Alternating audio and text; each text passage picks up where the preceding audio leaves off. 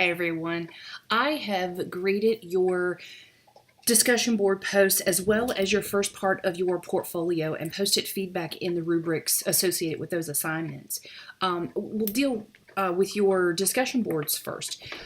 The tackling the concepts that were in this discussion board, specifically looking at the Teach Act, the Fair Use Act, open access. So many of you commented first that you weren't aware of all of the idiosyncrasies of those policies, but also how complex they were, and how without intention, a well-meaning educator could get tangled up in the small details and violate copyright laws without any real intent. And I think it's important. The other thing that many of you discussed was the importance of integrity when we do our work. We cannot claim that because I didn't know, therefore I'm not accountable, but we can. If we do get caught in a mistake, if there is a misstep, we can go back to the intention of our act. And when we're acting with integrity, when we have evidence of behaving with integrity as a nurse educator, that helps our claim. It also makes us pause and think about, how am I approaching my course development? How am I approaching my material? And if people see us as people who are acting with integrity, if we do get turned around on something, I think it's easier to explain our thinking behind something if we're first aware of the facts, we're aware of the act, the policies and the governance of these of printed material, and we can behave in a way that's respectful. One of your classmates did such a beautiful job capturing this topic. Carol, in her discussion board, Carol wrote, reflecting on legal ramifications and concerns regarding copyright issues, it is crucial that as Christian educators, we are above reproach in all areas of our lives. In 2 Corinthians chapter 6, verse 3, Paul states, we put no stumbling block in anyone's path so that our ministry will not be discredited. It's from the NIV. As Christians, we must be careful that what we do does not discredit our ministry, our testimony, or besmirch the name of our Lord. It is crucial that we educate our students or other nurses, that we abide by the laws of our country. Romans 13, verse 7 clearly affirms Christians must abide by these laws. Give everyone what you owe him. If you owe taxes, pay taxes. If revenue, then revenue. If respect, then respect. If honor, then honor. Copyright laws, the Technology Education and Copyright Harmonization Act, and the Fair Use Law all pertain to giving revenue, respect, and honor to those whom it is due.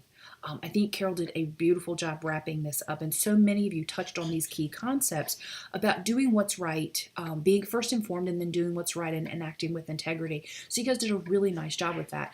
One of the fun parts for me as your professor in this course is I get to see you in 620. So many of you have gotten really good at approaching discussion boards. Your writing is crisp, it's concise, you know how to approach them. So for me, I get to just enjoy the content. I don't have to deal with grammatical things or fix an APA. So for me, it's a pleasure. So I am grateful that you made all of that effort and truly appreciate the conversation and the robust content that you all shared in synthesizing the material. So I think that was really well done. Your portfolios were equally well done. You all are some super cute people. So many of you elected to put a personal photo on your jump page or that first page. Again, it's not a requirement, but it does give you a personal sense of who you're dealing with. So if that's an option, it's also considered one of your artifacts. So if you wanted to do that, that's great. For me, it's great because I'm putting faces with names, and that's always exciting. I want to remind you that you may have gotten a very high grade on your portfolio, but that does not mean that there is not substantial feedback or that there aren't recommendations. A portfolio is very personal, and it's very difficult for me to look at your teaching philosophy and say, well, that doesn't make any sense. I don't agree with that. Or your resume. Resumes are very personal. If I printed all 17 of your resumes out, very few would look alike. They have similar content, but they're going to all be very different, and I think it needs to be different. So I'm not going to be overly critical of the content unless it's not addressing the prompt, or if it's just a hot mess with all sorts of grammatical errors and it detracts from the content that you're trying to build in your portfolio. So no, you could have a very high grade, but there's still developmental feedback. One of the areas that I saw pretty consistently in your resumes was two areas. One, do not use abbreviations in a resume. That's not an APA thing. That's a don't make your reader nuts thing. Remember, sometimes the first person that looks at your resume, or sometimes the first person that looks at your portfolio, is not a medical person. It could be someone in human resources. It could be a screening agency that's going through resumes for a company. If you use alphabet soup that to someone that is common, that someone that works in your field, they're going to recognize all of the mnemonics and the alphabets, and they're going to, oh yeah, I know what that means. I'm a mental health nurse. So those of you that are in critical care, when I read all the alphabet soup, it makes me a little queasy, and I don't understand half of it. And I'm in nursing. So be very mindful of who your audience is. So go back through your resume and make sure that you haven't abbreviated things. It also, when you write everything out, it makes you look thorough, and I think that's an important step. The last thing I'm going to coach you on is your objective. When you write an objective for a resume, the objective should not be about you. I know that goes against everything in all the fibers in your being that you want, but it's my resume. Of course it's about me. It's not about you. The objective is what you bring to the organization that would make you of value to them. It should be service oriented.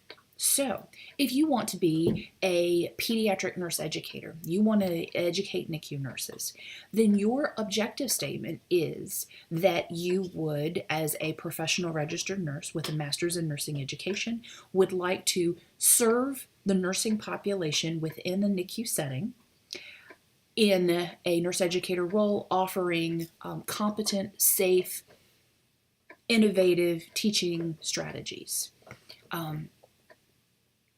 Think about it as a selling point. What can you do for them? And I don't mean that in a manipulative way, but when I read a resume, and I've read a lot of resumes, I've hired a lot of people, I'm looking for, are they me-oriented or are they other-oriented? So if you have an objective that is all about getting a job, that's a function. And I'm not going to say that that's wrong, but I'm going to say that when it's read by an employer, it may be perceived differently. So think about, do I want to be me-oriented in my objective or other-oriented in my objective? So that would be the last piece of feedback I have. Okay, that's it for this week. Fun stuff for next week. You get to do the first part of your integrated literature review. I've sent you a video about how to develop a PICO question. The only thing I'm going to remind you is that your PICO question has to be related to the role of a nurse educator. Whether you are a nurse educator at the bedside, whether you are a nurse educator in an academic setting, whether you're a nurse educator at an organizational level, whatever your P code question is, it has to be about something to do with the role of the nurse educator. You've already done a research paper in prior courses. You've already researched other interesting topics. I want you to research something that will support your future practice. Wherever your next step is when these 8 weeks are gone, wherever you venture into, think about, what can I learn more about my role in that environment that will make me an asset to my new role in the future. So I want you to really dig deep, think about your role as an educator and how you can formulate a PICO question around that. APAs expect that you need to be using level 1, 2, and 3 headings throughout your integrated literature review. So while part 1 probably you'll get 1 or 2, build the structure now. Be disciplined about writing it well now. Your portfolio and your integrated literature review are progressive assignments.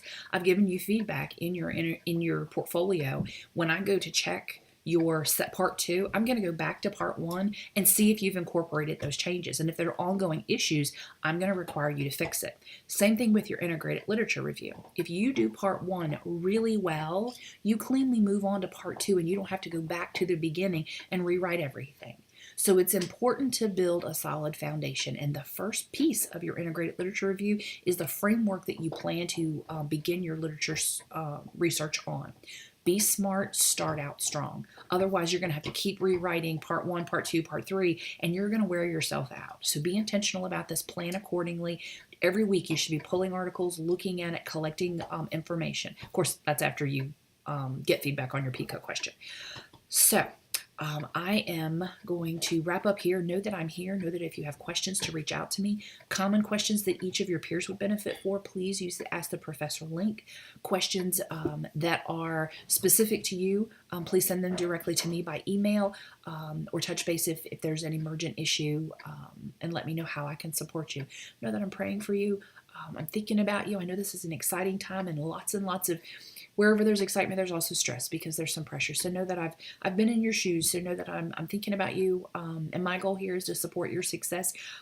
And part of supporting your success is growing you. So if you're a little uncomfortable and I'm stretching you, you're welcome.